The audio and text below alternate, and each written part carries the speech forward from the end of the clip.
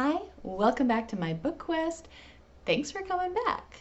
If you're here for the second time, which you're probably not, still probably have 0 viewers. That's okay, because practice makes perfect. This gives me a chance to kind of work through some things. It's all good. Okay, so today the agenda is to do a book haul. I have moved 4 times in 6 years, and during those moves I have already done some serious unhauling of books, because books can be a major pain to move, especially when you're moving across the country, like as in 24-hour moves, many of them. Yeah, so I have a lot of books I've already unhauled. Still have books that I have at my parents' house, because I still have a bunch of stuff at my parents' house, even though I've been an adult for a really long time. And I have 2 children of my own, and a third on the way. Apparently, you're never too old to keep some things at your parents' house, because I don't want to haul those around, One day, when we have our own house, I will go back and I will get all those books. Anyways, so when I decided to do booktube, I thought, I need a lot more books if I'm going to do this booktube channel. Let's get to finding some treasures. So first, let's do the books I found at some thrift stores and some used bookstores and just independent bookstores, Barnes & Noble. First, oh, that was really loud. Sorry. I hope I didn't just wake my kids up. Oh, okay. So first we have the Lord of the Rings trilogy. Okay, they're all mixed up. Still have the stickers on them. Alright, so first I have the Lord of the Rings trilogy that I found in a thrift store. Kind of a quick story on this. I do enjoy fantasy, and so I am so ashamed to admit I never read The Lord of the Rings. I know, come at me with your hate. I'm completely a poser, because how can I say I'm a fantasy reader if I've never read these? But, well, okay. So I did start the Fellowship of the Rings in high school. It lost me a little bit on Tom Bombadil. That's his name, right? Tom Bombadil. I don't know why, but for some reason I was like, I'm so bored. And my brother was so offended that I did not enjoy that part, because he loves that part. And yeah, he was a bit upset with me that I stopped reading it and didn't continue to read it. Anyways, I'm gonna read these, all 3 of them. Not this month.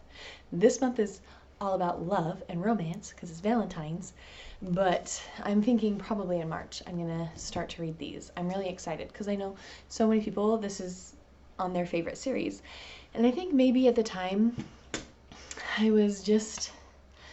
just wasn't mature enough to enjoy it correctly. The movies had just come out, the first movie had just come out, and that's why I decided to read the book, and I think I read the book too close to when that movie had first come out, so I kind of already knew basically what was happening, and I was spoiled. So, along with that, I also found The Hobbit, and yeah, we're gonna read this one too. So, good things. Okay, next. Oh, this is kind of interesting. I have read several books by Orson Scott Card that I really like. Ender's Game, of course, a classic one of my favorite books of all time. And then he wrote one that is a retelling of Sleeping Beauty, and I really liked that one too. I don't remember the name of it. Should have done my research first, but hey, only my second video, so I think, there's a grace period, right, for a learning curve, right? I won't get like hate mail for that. Anyways, so this is a book I found in the thrift store. Got it for $1. Right here, uncorrected advanced reading copy, not for sale. So I bought that at a thrift store. But anyways, the reason I wanted this one, the reason I was excited about getting the uncorrected copy is because I am writing a book, well, written a book, I'm revising a book. I'm going to see if I can get the finished copy of this one and compare them side by side, because I have never read an ARC. I've never been a beta reader. I've never read a published author's book that was before they published it. Actually, I think Brandon Sanderson has published a lot of his works for, you know, aspiring writers to be able to read some of the things he's written before they got edited so they can get a good idea. He's posted his outlines and things, so I need to look into that. I'm sure that's a great resource. But yeah, that's just what caught my eye on this one. I was like, oh, I'd like to compare that and see how much it changes, and, you know, because I feel like with mine, I'm never going to be happy with it. I'm never going to want to send it in for querying because I'm always going to be seeing so many problems. But anyways, it also sounds interesting, The Lost Gate. We'll read it.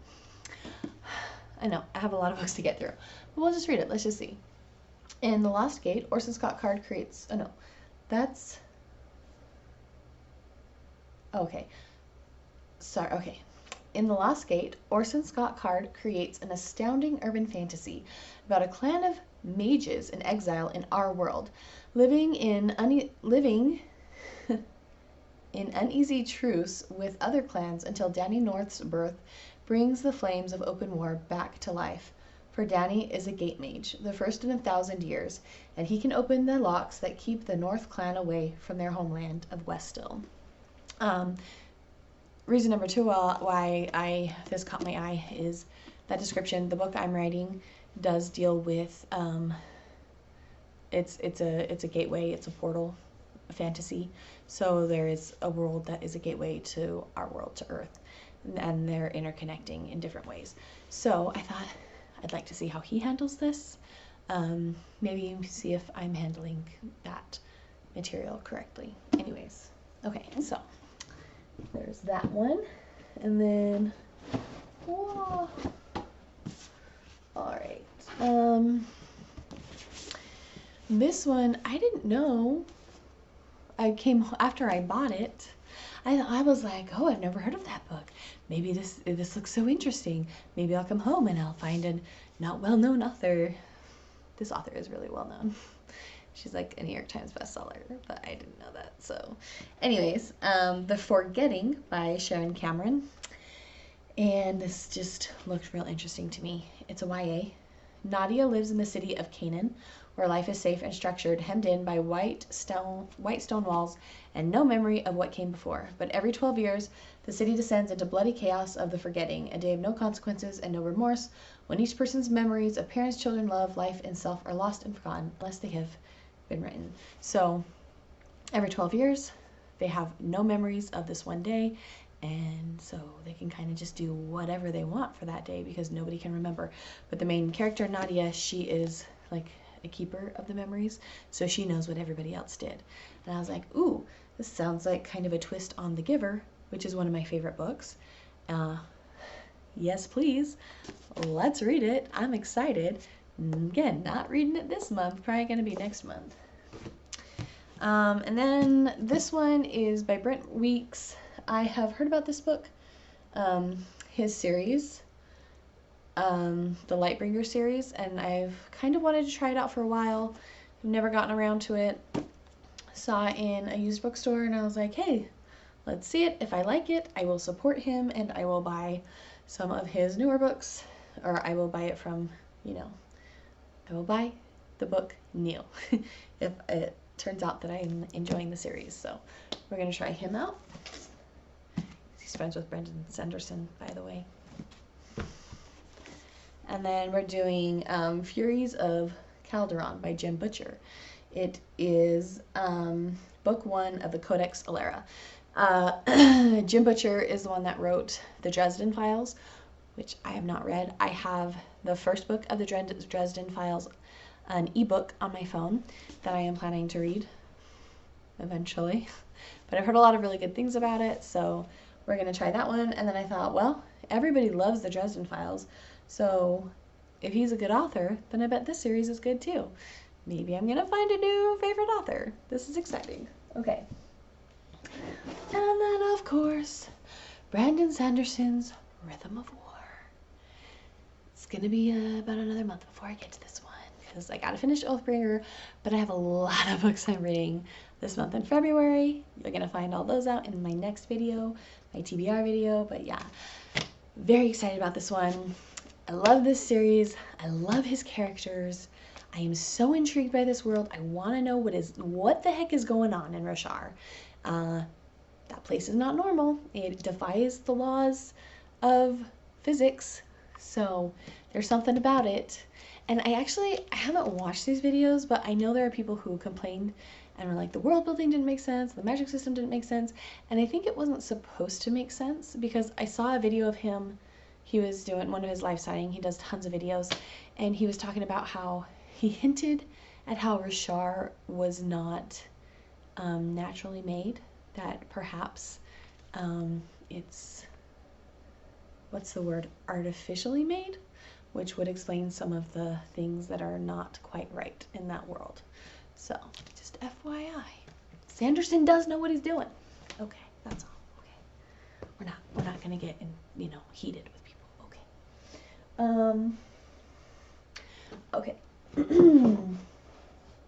That one. I think these are my, nope. Alright. Last three that I found in bookstores, used, and Barnes & Noble. Michael Crichton, Timeline. So Timeline is a book that a good friend of mine in high school recommended to me, and I always meant to read it, but I never did. And then I was watching a video of Merphy's, and she has recently fallen in love with Crichton, and I tend to trust her taste, and so I'm gonna be reading this book, and I'm excited. One day reading it, I don't know, next month, a couple months, whatever. Okay, this, The Girl of Fire and Thorns, by Ray Carson. This is it's part of a series. I don't know what this series is called, because I have actually read this series. I read this many years ago. I don't know. I don't see the name of the series, but anyways, I read this a while back. It's one of my ebooks, and I remember really liking it. This is one book that I waited for the third book in the series to come out. This is one during the dry spell where I was like, when is that one going to come out? And it came out. But it's been a really long time. I don't remember it that well. The most I remember is she has an arranged marriage with someone. Like, they're both royalty. He's a prince. And she ends up getting kidnapped or something. I'll just read the back. Elsa has always felt powerless, useless. Now, on her 16th birthday, she has become the secret wife of a handsome and worldly king, a king who needs her to be the chosen one, not a failure of a princess. And he's not the only one who seeks her. Savage enemies seething with dark magic are hunting her. A daring, determined revolutionary thinks she could save his people, and he looks at her in a way no man has ever looked at her before. Alyssa could be everything to those who need her most if the prophecy is fulfilled, if she finds the power deep within herself, if she doesn't die young. Most of the chosen do. I just remember I really liked this book. And I think what I really liked about it too is she's a different kind of heroine in that she's not like super hot or whatever. She has a lot of body image issues that she deals with in this book. And I found that kind of refreshing in that, she's not well-toned. She's not like thin waist and everything like that. She struggles with weight, and she also struggles with how she views herself because of that. And anyways, it was just interesting. Hadn't really read that in a fantasy before I read this, so I'm gonna reread these, I think, because I remembered liking them. We'll see if I still do. And then finally, I got Stepsister by Jennifer Donnelly. The book I'm writing does have to do with fairy tales, a retelling of several different fairy tales and weaving them all together. And so I've been interested lately in trying to find some retelling of fairy tales that I like, because what I found out as I was reading a lot of them I don't really like a lot of them, which is funny because I'm writing one. So maybe I shouldn't have done that. But I did. And I'm gonna finish it. But anyways, this one really caught my eye because it seems like there's a real good twist on it. And so I'm sure y'all have seen Maleficent, how it tells the story of Sleeping Beauty from Maleficent's point of view. Well, this is telling not the whole story, like kind of the happily ever after part, is telling it from the stepsister's point of view. So it's talking about how she was initially the one chosen to be the bride, and then the prince realized, you know, her shoe was filling with blood because she had cut her toes off. When the prince discovers Isabel's deception, she's turned away in shame. It's no more than she deserves. She cut away pieces of herself in order to become pretty, sweet, more like Cinderella, but that only made her mean, jealous, and hollow. Now she has a chance to alter her destiny and prove what ugly stepsisters have always known. It takes more than heartache to kill a girl. Alright, so I don't actually know particularly what it's about, but it sounded interesting. Yeah, that's all. I don't know. It just sounded like a little different take, so that's what I'm going to do. Oh, rewind. So I have several other books coming to me from the library that I still have to pick up from curbside, but you know what? Those are books that are going to be on my TBR, so I'll just talk about them in that video. Yeah. Because I don't actually have them physically here to show you anyways, so it doesn't seem to fit with a haul. Anyways, so there you have it. Those are the books that I'm going to be reading pretty soon. I'm excited that I found them, and I'm excited to find more. So thanks for joining me. I'll see you later.